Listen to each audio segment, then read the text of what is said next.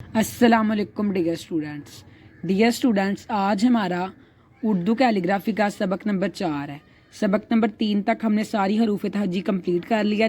जो स्टूडेंट्स मेरी इस वीडियो पे नए हैं वो मेरे चैनल का विज़िट करें और उर्दू कैलीग्राफी के नाम की एक प्लेलिस्ट है, आप मेरी उस प्लेलिस्ट में जितनी भी वीडियो हैं उनको वॉच करें। आज के इस लेसन में हम हेडिंग्स लिखना सीखेंगे।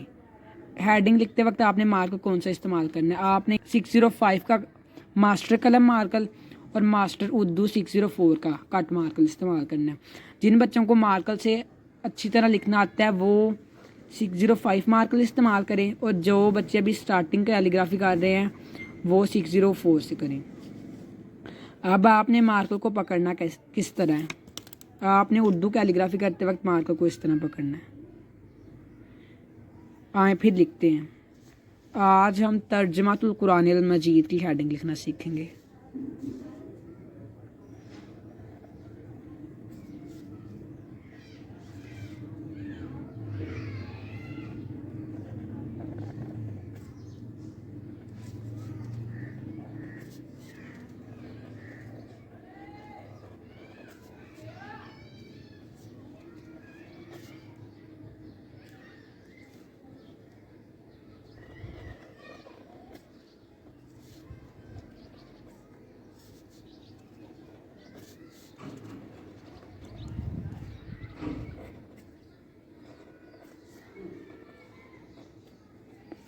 स्टूडेंट्स, ये है हमारी तर्जमातुल कुरान की हेडिंग।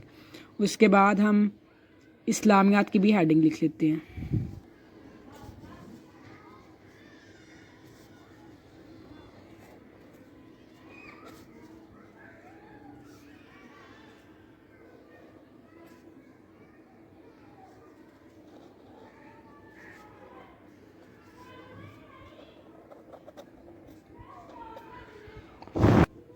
डियर स्टूडेंट्स, अब हम इन हेडिंग्स को अंडरलाइन कर लेते हैं।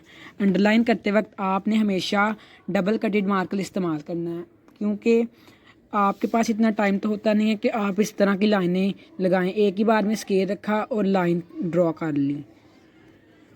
ये हेडिंग आप अपने पेपर में, स्कूल टेस्ट में और होमवर्क में दे सकते हैं।